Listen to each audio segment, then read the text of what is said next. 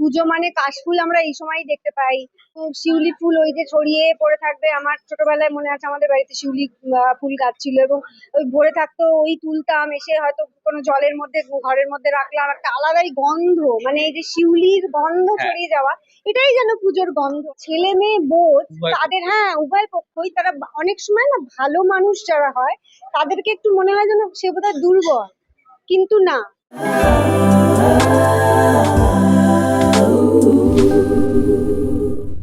শিউলি ফুল এসে গিয়েছে, কাশফুলও কিন্তু আমরা কিন্তু দেখতে পাচ্ছি, আর তার মধ্যেই পুজোর গান কিন্তু আমরা অবশ্যই শুনতে চাই। আর সেখানে পুজোর গান বলতে গেলে এবারে আমি যেটা কিছুদিন আগে জিজ্ঞেস করছিলাম মনামিকে যে পুজোর গান বলতে গেলে কি রয়েছে, তো সেখানে বলাই হয়েছিল যে নতুন কিছু আসতে চলেছে, তো কল্কি এসে গেছে। তো পাশে যেভাবে দেখতে পাচ্ছি অবশ্যই একদম পুরো দেবী রূপে, এত সুন্দর সাজ, প্রথমত অনেক সুন্দর লাগে, তোমায় প্রশংসা করবো। আর দ্বিতীয় কথা এটাই বলবো যে পুজোর আগে মানুষের এই যে পুজোর গান নিয়ে এক্সপেকটেশন থাকে, সেটা তুমি ভরে দিলে মানুষকে, দর্শকদের বা মায়ের জন্য গানটা তুমি দিলে। হুম। হ্যাঁ, মানে দর্শকের একটা পুজোর গানের একটা এক্সপেকটেশন তো থাকেই, তো সেটা যদি দিতে পেরে থাকি, সেটা যদি দর্শকের ভালো লেগে থাকে, তাহলে তো তার থেকে বড় পাওনা আর কিচ্ছু নেই। একদমই। আর একটা বিষয় যে আমরা সবসময় এই পুজোর গান নিয়ে একটা এক্সপেকটেশন রাখি, হুম। কিন্তু তোমার কাছে নিজের নিজের ব্যক্তিগত দিক দিয়ে তুমি কতটা এক্সপেকটেশন এই পুজোর গান বা যে যে জিনিসগুলো যেগুলো তোমার পুজোর এসেন্স দেয়, যেমন এই শিউলি ফুল নিয়ে কথা বললাম, কাশফুল, তোমার কাছে কোনটা বেশি এসেন্স রাখে? সবটাই। পুজো মানে কাশফুল আমরা এই সময়ই দেখতে পাই, এবং শিউলি ফুল ওই যে ছড়িয়ে পড়ে থাকবে। আমার ছোটবেলায় মনে আছে আমাদের বাড়িতে শিউলি ফুল গাছ ছিল, এবং ওই ভরে থাকতো, ওই তুলতাম, এসে হয়তো কোনো জলের মধ্যে ঘরের মধ্যে রাখলাম, একটা আলাদাই গন্ধ, মানে এই যে শিউলির গন্ধ হ্যাঁ। ছড়িয়ে যাওয়া, এটাই যেন পুজোর গন্ধ আর কি। এইগুলোই তো পুজো মনে করিয়ে দেয়।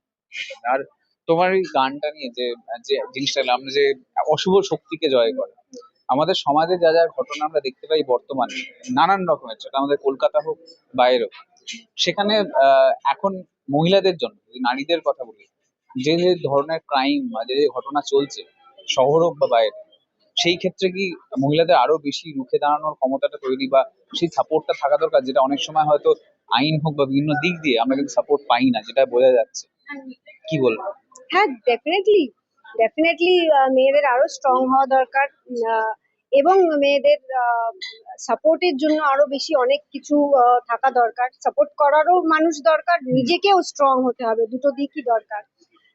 এবং আমি বলবো, উম, এটা তো মেয়েদের ঘটনা, কিন্তু আমার মনে হয় ভালো মানুষ যারা আর কি, মানে যারা ভালো মানুষের পজিটিভ দিকটা যদি পজিটিভ দেখি, দিক হ্যাঁ, সেটা ছেলে মেয়ে বোধ উভয় তাদের, হ্যাঁ উভয় পক্ষই, তারা অনেক সময় না ভালো মানুষ যারা হয় তাদেরকে একটু মনে হয় যেন সে বোধহয় দুর্বল, কিন্তু না। নিরীহ থাকে বলে। হ্যাঁ, সেটা মনে হয়, কিন্তু সেই তাদেরকেই স্ট্রং হতে হবে, যে আমি মানুষ ভালো, কিন্তু আমি ঘুষিটাও মারতে পারি আর কি। সেটা বোধ সব সব মানুষকেই সেটা হতে হবে, যে নিজের ভেতরে ওই জিনিসটা আনা। তো দেবী রূপে কিন্তু এই গানেও কিন্তু আমরা একদম সেইভাবে মাতৃরূপ বা সেইভাবে সেই নারী শক্তিকে আমরা দেখতে পেয়েছি, তার রূপ দেখতে পেয়েছি। তো কতটা তোমার জন্য ভালো লাগাচ্ছিল যেখানে আমি একটা অসুর দমন করা হচ্ছে এই গানের মাধ্যমে, যেটা রিয়েল লাইফের কথা বলছি। আমার জন্য আমি বলবো এবছরের 2025-এর মহালয়া কল্কি। শেষ শেষ দর্শকদের কি বলে, উৎসব চলে এসছে, দুর্গাপুজোই বলতে গেলে দোরগোড়ায়। দুর্গাপুজোতে এটাই বলার যে ভীষণ খুশি হয়ে, আনন্দ করে, সাজগোজ করে, খাওয়া দাওয়া করে, সুস্থ ভাবে, সবচেয়ে বড় কথা, কাটান।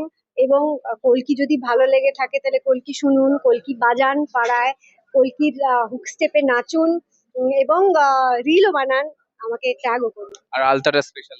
ও হ্যাঁ হ্যাঁ, আলতা তো করতেই হবে, মনে করিয়ে দিল যে কলকি রিল বানান এবং নীল আলতা করে ফেলুন।